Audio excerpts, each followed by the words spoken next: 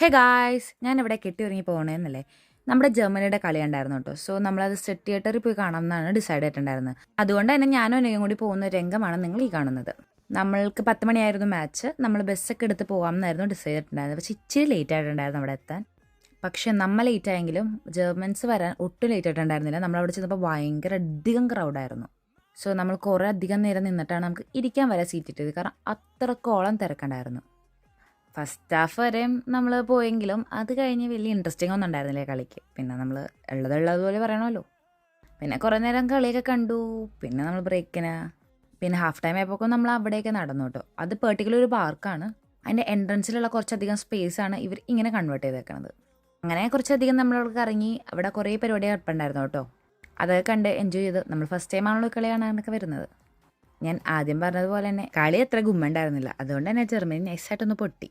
പിന്നെ കുഴപ്പമില്ല, കളിയായ വിജയം ഉണ്ടാകുന്ന തോൽവിയുണ്ട്. അത് അക്സെപ്റ്റ് ചെയ്ത് ഞങ്ങൾ പോയി. ടാ.